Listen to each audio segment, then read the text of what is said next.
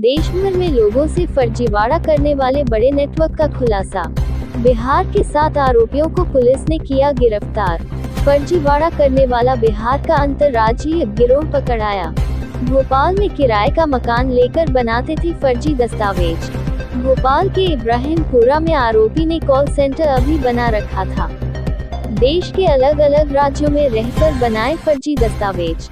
अब तक 6 शहरों रहकर बना चुकी है फर्जी दस्तावेज। इंदौर, भोपाल, लखनऊ, मुंबई, अहमदाबाद शहर में रहकर बनाए फर्जी अकाउंट। आरोपियों ने 1800 अकाउंट बनाकर बेचे। एक फर्जी अकाउंट को करीब 10,000 में बेचते थे आरोपी।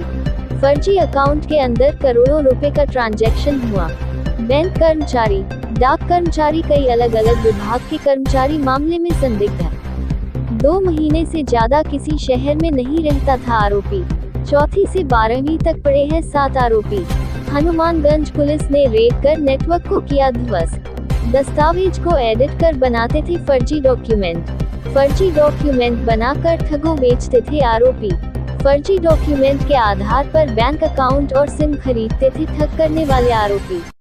बैंक अकाउंट और सिम ठगों को बेचते थे आरोपी।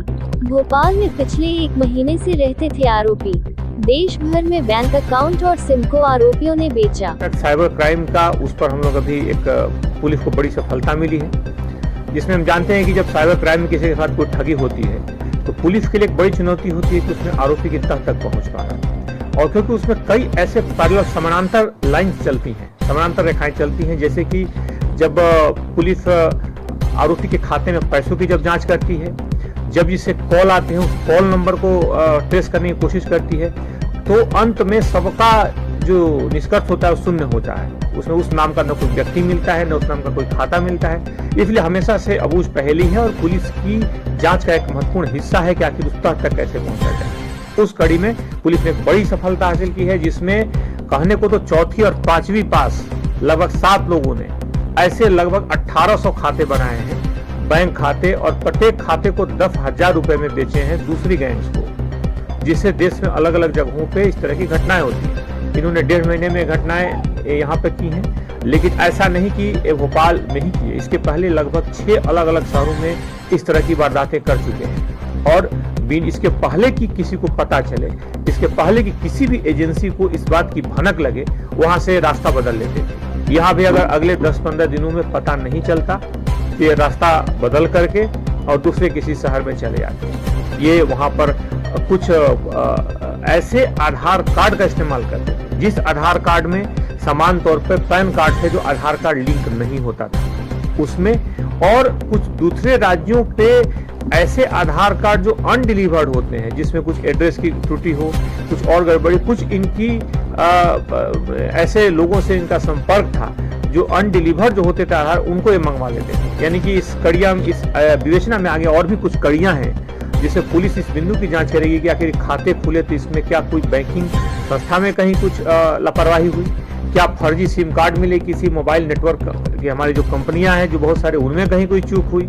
इस तरह के सारे बिंदुओं पर आने वाले समय में पुलिस इन्वेस्टिगेट करेगी इन सारे बिंदुओं पर, क्योंकि हमारी इस सुरक्षा में एक महत्वपूर्ण सेंध इस तरह के अपराधी लगाते हैं। लेकिन इसमें खास तौर पे डीसीपी जोन 3 रियाज, वहाँ पर राकेश बघेल, शालिनी दीक्षित और अवधेश सिंह मुक्ता, पूरी टीम ने काफी बेहतर ढंग से काम किया है। और इनके खास तौर पर पूरे टीम के कारण एक बड़ी सफलता मिली है, जिसमें 7 लोगों को पुलिस ने गिरफ्तार किया है। खासतौर पे पटना के आसपास के रहने वाले इसमें आरोपी हैं। सभी अलग अलग, जैसा हमने बताया कि लगभग 5 से 6 राज्यों में इस तरह की घटनाएं बड़ी संख्या में कर चुके हैं।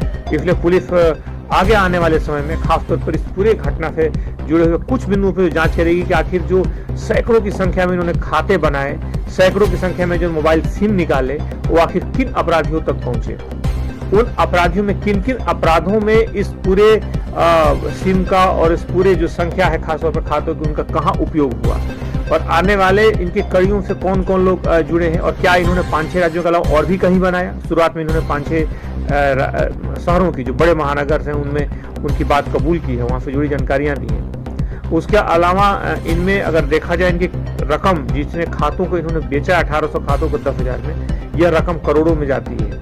इतने रकम को बेचने की संख्या। तो यानी कि जो ट्रांजेक्शन हुए होंगे, जो ठगी हुई होगी, वो और बड़ी संख्या में हुई होगी। तो इस पूरे संख्या पर, इस पूरे जो ठगों का, खासतौर पर साइबर अपराधियों के एक महत्वपूर्ण घटक के बारे में जानकारी मिली है। पुलिस ने जो ये खुलासा किया है, इससे सभी कड़ियों को पुलिस जोड़ करके इसमें कार्रवाई करेगी।